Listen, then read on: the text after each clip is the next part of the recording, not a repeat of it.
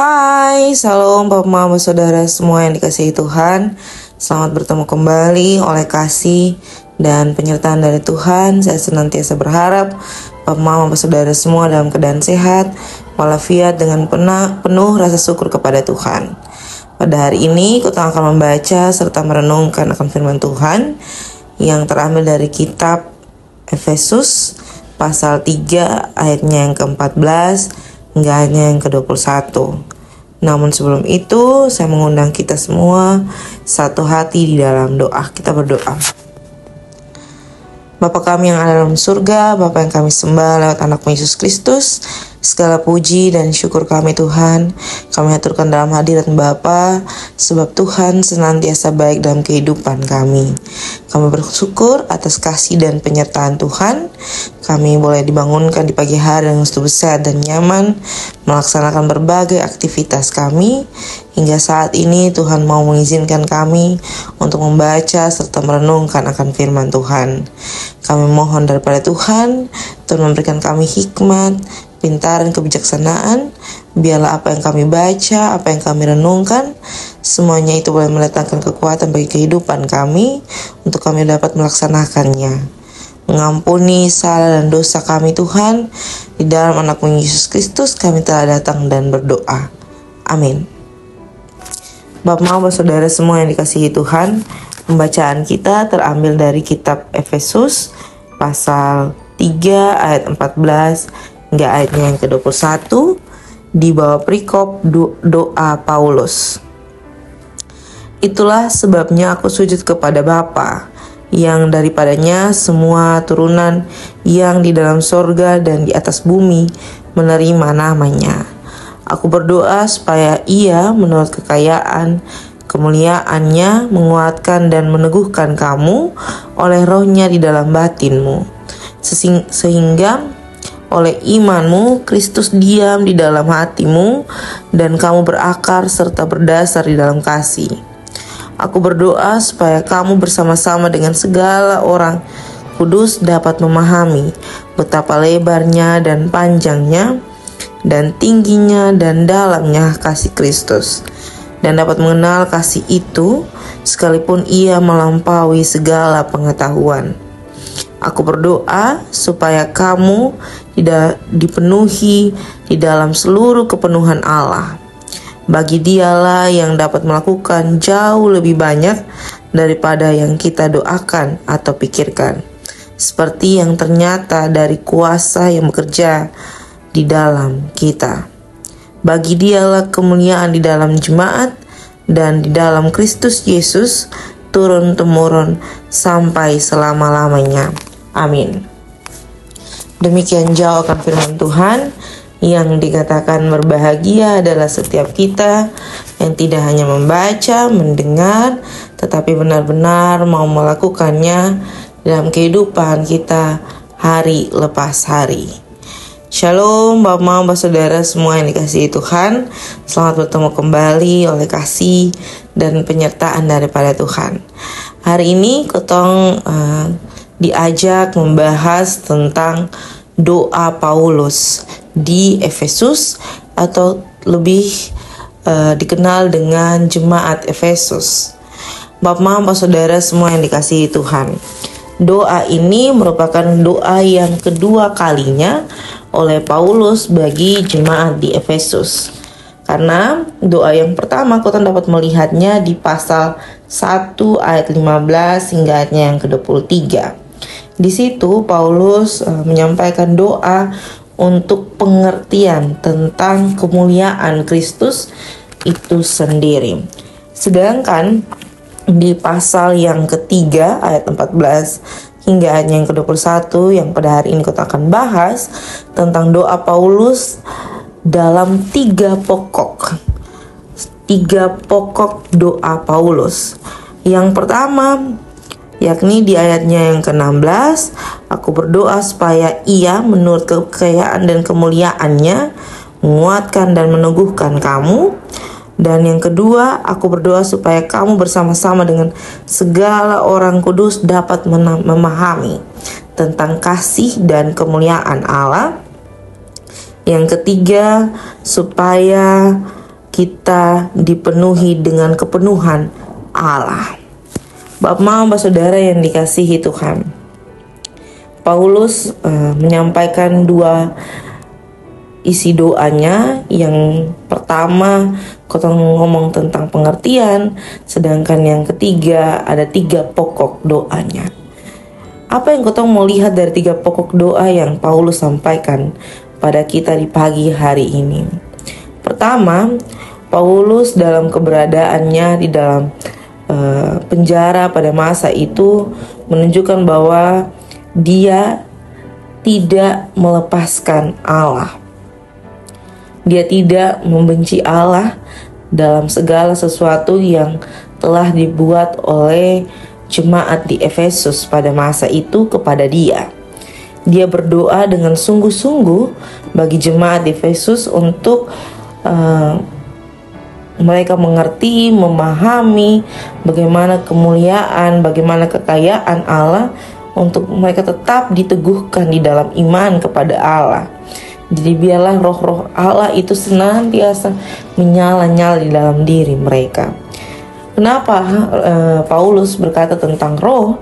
Karena bagi Paulus, roh adalah sebagai satu sarana di mana kotong mendekatkan diri dengan Allah. Roh akan bercerita kepada Allah. Roh Allah akan mendengarkan ketong untuk bercerita kepada alam. Lalu yang kedua, Rasul Paulus mengajak seluruh jemaat di Efesus untuk mengingat dan mengetahui bahwa kasih Allah itu akan senantiasa bertumbuh. Kenapa saya bilang bertumbuh?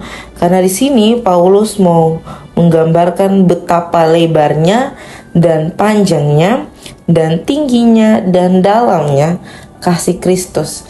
Ini sesuatu yang tidak terbatas. Tidak akan pernah bisa diukur seberapa dalam, seberapa tinggi, seberapa panjang suatu kasih yang Tuhan berikan dalam ketemu kehidupan. Kasih Allah tetap senantiasa bertumbuh dalam ketemu diri, dalam ketemu punya tugas, tanggung jawab, tanpa membandingkan atau tanpa dikurangi atas segala ketemu punya dosa-dosa kepada Allah. Itu yang Paulus mau tegaskan. Lalu yang ketiga, Paulus kembali menegaskan dalam doanya kepada Allah untuk mengingatkan bahwa jemaat di Efesus harus dipenuhi dengan kepenuhan Allah. Jadi bukan kepenuhan pribadi atau keinginan pribadi atau bersandar pada diri sendiri, tetapi benar-benar bahwa mengetahui dan memahami bahwa dalam ketemu punya kehidupan ini hanya ada Allah yang berkuasa. Jadi ketemu tidak berkuasa atas ketemu pribadi saja, tetapi Allah yang berkuasa atas diri kita. Ini satu pertanda di mana ketong harusnya berhenti mengandalkan diri sendiri. Ingat bahwa Mama ketong ini selalu tergiur untuk mengandalkan pribadi lepas pribadi kita. Ketong beranggapan bahwa ketong sudah bisa ini dan itu, lalu ketong beranggapan bahwa Tuhan tidak lagi menjadi dasar di dalam ketong punya kehidupan. Tuhan hanya menjadi suatu formalitas di mana ketong kalau butuh bantuan, di mana kalau ketong butuh sesuatu atau ketong menginginkan sesuatu, baru ketong menyampaikan kepada Tuhan. Bapak, Mama, Saudara yang dikasihi Tuhan, di dalam doa ini Paulus tidak hanya menyampaikan betapa besarnya, betapa kuasanya, dan betapa Yesus Kristus Allah yang hidup itu memberikan pengasihan bagi jemaat di Efesus, tetapi Paulus juga mau menutup doa ini dengan mengatakan bahwa kemuliaan Allah itu harus ada di tengah-tengah kita. Jadi kita bukan hanya soal berdoa lalu selesai, tetapi kita betul-betul mengakui bahwa kebesaran dan kemuliaan Allah itu benar-benar ada dalam ketemu kehidupan dan ketemu doa. Jadi doa itu bukan hanya soal bagaimana kita menyampaikan apa yang kita inginkan saja, tetapi juga menggambarkan kemuliaan dan kebesaran Allah di dalam ketemu kehidupan. Kemarin di hari Selasa, Kotong juga membahas tentang bagaimana Kotong mendoakan orang-orang yang tidak Kotong sukai atau mengakui orang lain punya kesalahan di dalam Kotong berdoa. Tetapi hari ini Paulus kembali lagi menjelaskan bagi Kotong bahwa kemuliaan Allah itu harus diwujud nyatakan di dalam doa. Jadi bukan hanya sekedar Kotong menyampaikan Kotong punya keinginan, Kotong punya Tuhan, Kotong punya kesalahan, tetapi betul-betul menggambarkan kebesaran dan kemuliaan Allah. Itu kenapa di ayat 21 disampaikan bahwa turun-temurun sampai selama-lamanya. Jadi kemuliaan Allah itu sampai selama-lamanya, tidak akan terbatas oleh ruang dan waktu, oleh segala keadaan. Jadi dalam segala perkara dalam Kotong kehidupan, mau suka, mau duka, apapun itu, Kotong senantiasa menyampaikan kemuliaan Allah dalam Kotong hidup. Paulus telah menggambarkan semuanya ini bagi Kotong. Saya senantiasa berharap kepada Tuhan, Bapak, Saudara semua dipenuhi oleh Roh Kudus dan senantiasa dimampukan oleh Tuhan untuk menyampaikan bagaimana begitu besarnya kemuliaan Allah dalam Kotong kehidupan, serta kasih dan setia Allah di dalam segala perkara yang Kotong hadapi. Selamat menjadi berkat dimanapun Bapak, Mama, Saudara semua berada. Kiranya apa yang Kotong baca, apa yang Kotong dengar, apa yang Kotong renungkan, semuanya boleh mendatangkan kekuatan bagi Kotong kehidupan. Amin untuk firman Tuhan. Untuk menutup akan renungan pada saat ini, saya mengundang Bapak, Mama, Saudara semua satu hati di dalam doa. Kita berdoa. Segala puji dan syukur kami Tuhan, kami aturkan dalam hadirat Bapa, sebab Tuhan senantiasa baik dalam kehidupan kami. Kami bersyukur atas perkenan Tuhan. Kami senantiasa diizinkan Tuhan untuk membaca, mendengar, serta merenungkan akan firman Tuhan. Kami memohon kepada Tuhan, kami yang telah bercakap-cakap, kami yang telah mendengarkan akan firman Tuhan. Kami senantiasa dikuatkan oleh Tuhan untuk dimampukan oleh Tuhan melaksanakannya dan menjadi berkat dimanapun kami berada untuk kehormat dan kemuliaan bagi nama Tuhan.